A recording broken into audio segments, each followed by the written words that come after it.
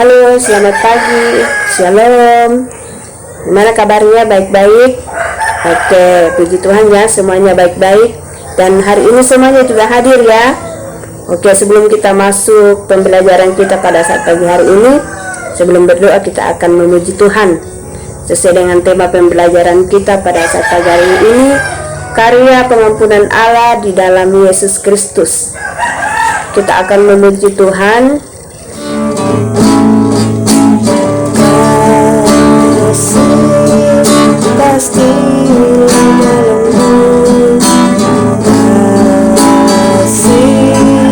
pasti memaafkan, kasih pasti murah hati, kasih-Mu Tuhan, kasih pasti lama lembut, kasih pasti memaafkan, kasih pasti murah hati, kasih-Mu Tuhan.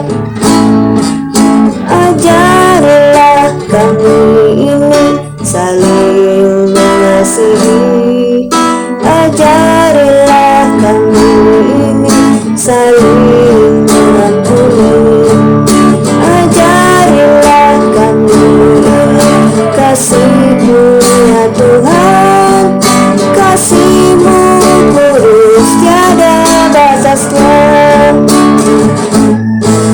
Ajarilah kami ini saling mengasihi, ajarilah kami ini saling mengampuni, ajarilah kami ini kasih-Mu ya Tuhan, kasih-Mu kudus tiada batasnya.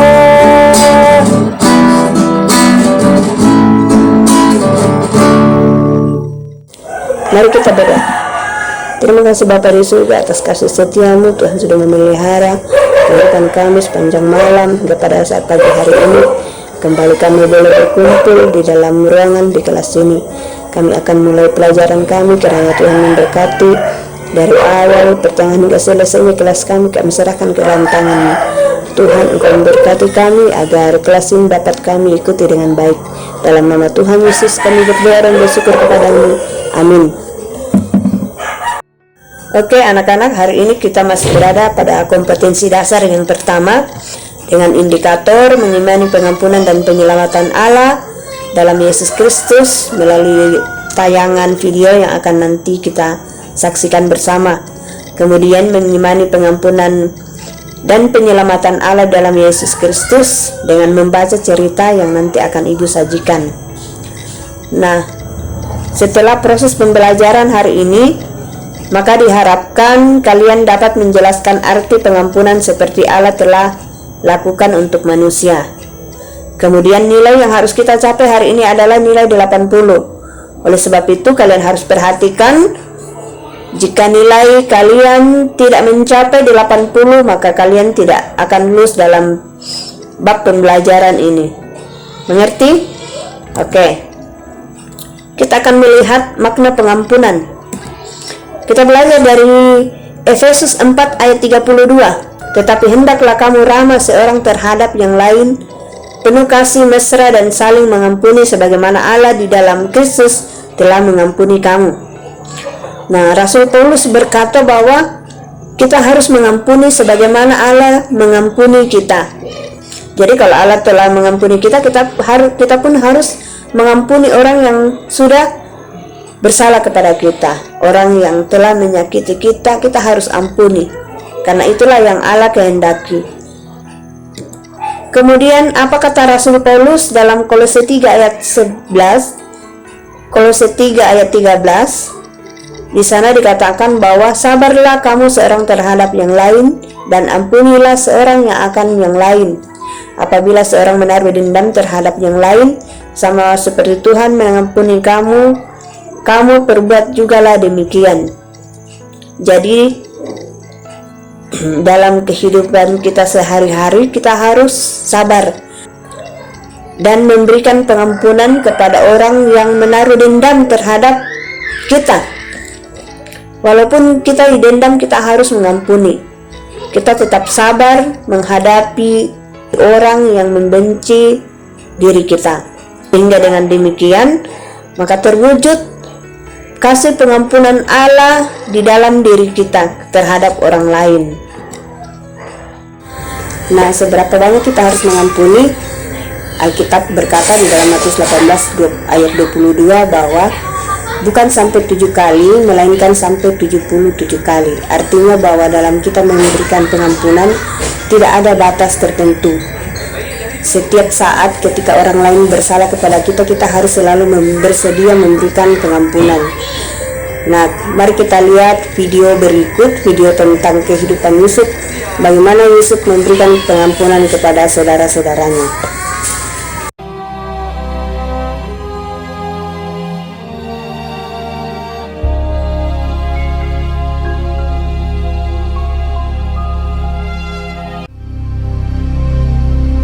Hebat sekali kelaparan di negeri itu. Dan setelah gandum yang dibawa mereka dari Mesir habis dimakan, berkatalah ayah mereka, "Pergilah pula membeli sedikit bahan makanan untuk kita." Lalu Yehuda menjawabnya, "Orang itu telah memperingatkan kami dengan sungguh-sungguh. Jika engkau mau biarkan adik kami pergi bersama-sama dengan kami, maka kami mau pergi ke sana dan membeli bahan makanan bagimu, supaya kita tetap hidup dan jangan mati." ayah mereka berkata kepadanya, "Jika demikian, ambillah hasil yang terbaik dari negeri ini, dan bawalah uang 2 kali lipat banyaknya." Beserta Benyamin juga, mereka bersiap dan pergi ke Mesir. Ketika Yusuf melihat Benyamin bersama-sama dengan mereka, lalu segeralah Yusuf pergi dari situ, sebab hatinya sangat terharu merindukan adiknya itu. Ia masuk ke dalam kamar, lalu menangis di situ.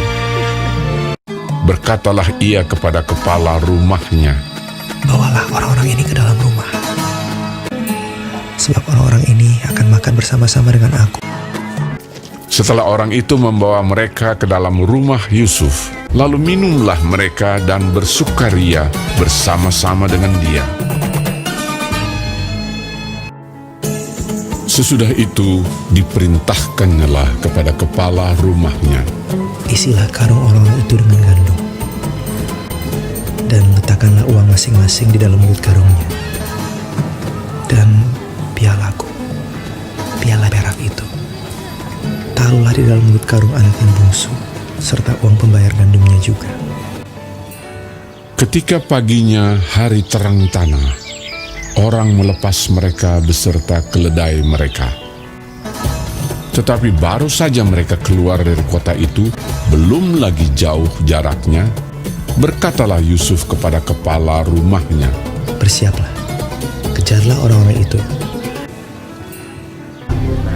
Lalu segeralah mereka masing-masing menurunkan karungnya ke tanah dan masing-masing membuka karungnya. Dan kepala rumah itu memeriksanya dengan teliti. Maka kedapatanlah piala itu dalam karung Benyamin. Dan mereka kembali ke kota. Berkatalah Yusuf kepada mereka, "Pada siapa kedapatan piala itu, dialah yang akan menjadi budakku." Kami masih mempunyai ayah yang tua. Ayahnya sangat mengasihi dia. Apabila anak itu tidak bersama-sama dengan aku tidak akan sanggup melihat nasib celaka yang akan menimpa ayahku." ketika itu Yusuf tidak dapat menahan hatinya lagi di depan semua orang. Dan Yusuf berkata kepada saudara-saudaranya, "Akulah Yusuf. saudaramu yang kamu jual ke Mesir. Menangislah ia keras-keras. Maka mendekatlah mereka. Yusuf mencium semua saudaranya itu dan ia menangis sambil memeluk mereka. Sebab untuk memelihara kehidupanlah Allah menyuruh aku mendahului kamu. Ketika dalam istana Firaun terdengar kabar bahwa saudara-saudara Yusuf datang, hal itu diterima dengan baik oleh Firaun. Lalu berkatalah Firaun, "Bawalah kereta dari tanah Mesir untuk anak-anakmu dan istri-istrimu, jemputlah ayahmu dari sana dan datanglah kemari. Maka aku akan memberikan kepadamu apa yang paling baik di tanah Mesir." Yusuf memberikan kereta kepada mereka, juga diberikan kepada mereka bekal di jalan. Demikianlah mereka pergi dari tanah Mesir dan sampai di tanah Kanaan kepada Yakub ayah mereka. Mereka menceritakan kepadanya, Yusuf masih hidup. Bahkan dialah yang menjadi kuasa atas seluruh tanah Mesir. ketika mereka menyampaikan kepadanya segala perkataan yang diucapkan Yusuf. Dan ketika dilihatnya kereta yang dikirim oleh Yusuf untuk menjemputnya, maka bangkitlah kembali semangat Yakub, ayah mereka itu. Anakku Yusuf masih hidup. Aku mau pergi lihatnya sebelum aku mati.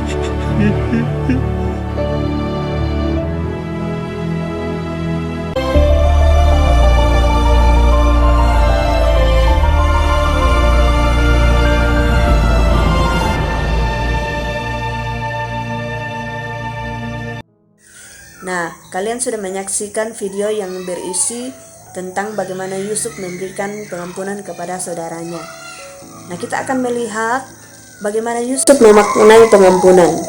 Yang pertama, Yusuf mengampuni saudaranya dengan tulus tanpa mengingat kesalahan saudaranya di masa lalu. Seperti yang kalian tadi saksikan bahwa ada banyak kesalahan yang dibuat oleh saudara-saudara Yusuf. Tetapi Yusuf tidak pernah mengingat kesalahan saudaranya. Yusuf tidak pernah mengungkit-ungkit kesalahan saudaranya. Dia tetap memberikan pengampunan. Yang kedua, Yusuf mengampuni saudaranya tanpa syarat. Kalian tadi menyaksikan bahwa ketika ada kelaparan di Mesir, ketika Yusuf melihat saudaranya datang meminta makanan, membeli makanan, Yusuf tidak dendam kepada saudaranya. Yusuf tetap melayani saudaranya dan memberikan apa yang saudaranya butuhkan. Itu membuktikan bahwa dalam hati Yusuf, dia tidak pernah menyimpan dendam, tetapi dia memberikan pengampunan tanpa syarat. Tidak ada syarat yang diberikan Yusuf kepada saudara-saudaranya untuk mendapatkan makanan, untuk menyambung kehidupan saudara-saudara Yusuf. Yusuf tidak memberikan syarat. Dia tetap melayani saudaranya dengan tulus. Kemudian yang ketiga, Yusuf mengayomi saudaranya tanpa merasa terbeban. Di dalam Yusuf mengampuni, dia mengampuni tidak setengah-setengah. Yusuf memberikan pengampunan sempurna. Apa buktinya kalau dia memberikan pengampunan yang sempurna? Buktinya bahwa ketika pun ayah Yusuf meninggal, Yusuf tetap mengayomi saudara-saudaranya. Yusuf tetap menanggung hidup saudara-saudaranya tanpa merasa beban, tanpa memikirkan kesalahan-kesalahan saudaranya. Jadi itulah Yusuf dalam memaknai pengampunan. Kalian pun, kita pun harus memaknai pengampunan di dalam kehidupan kita seperti Yusuf. Untuk bahan diskusi hari ini, kita akan membaca dan memahami kisah Gordon Wilson dalam mengampuni orang lain yang telah mengambil nyawa anaknya. Dalam diskusi ini, kalian akan menjawab beberapa pertanyaan untuk didiskusikan, yaitu Pertama, apa makna dari tindakan Gordon Wilson? Kemudian yang kedua, mengapa Gordon Wilson rela mengampuni teroris yang telah menyebabkan putrinya tewas? Yang ketiga, jika kamu adalah Gordon Wilson, bagaimana sikapmu terhadap para teroris? Kalian akan diskusikan itu dan akan dikumpulkan di dalam kelas ini. Nah, dari hasil kesimpulan diskusi hari ini, ada beberapa hal yang dapat kita simpulkan, yaitu yang pertama, kebencian dan dendam tidak akan mengembalikan sesuatu kepada keadaan semula. Seperti tadi, kisah Gordon, kalau Gordon tetap dendam kepada teroris, itu pun tidak akan mengembalikan anaknya untuk hidup kembali. Itu tidak akan mengembalikan anaknya hidup kembali dan tidak menghasilkan sesuatu yang baik. Kemudian yang kedua, Gordon Wilson rela mengampuni karena ia telah menerima anugerah Allah untuk mengampuni melalui kekuatan kasih-Nya. Yang ketiga, jika saya di posisi Gordon Wilson, saya akan melakukan seperti yang telah dilakukan oleh Gordon Wilson, yaitu memberikan pengampunan kepada orang lain. Nah, tugas kalian untuk minggu depan adalah cari alasan mengapa Allah menyelamatkan manusia melalui Kristus Yesus. Itu akan menjadi tugas kalian minggu depan dan akan kita bahas. Kelas kita hari ini selesai. Sebelum kita tutup kelas, mari kita berdoa. Tuhan, terima kasih buat anugerah-Mu hari ini. Kami sudah menyelesaikan kelas kami. Kiranya Tuhan memberkati. Berkati kami Tuhan di dalam mengerjakan tugas di rumah. Berkati kami di dalam kegiatan kami sepanjang hari hingga besok. Sehingga Tuhan kembali kumpulkan kami dalam ruangan ini untuk belajar selanjutnya. Terima kasih Tuhan, kami akan kembali ke rumah kami masing-masing. Tuhan tetap menyertai kehidupan kami dan menolong kehidupan kami. Di dalam nama Tuhan Yesus kami berdoa kepadamu. Amin.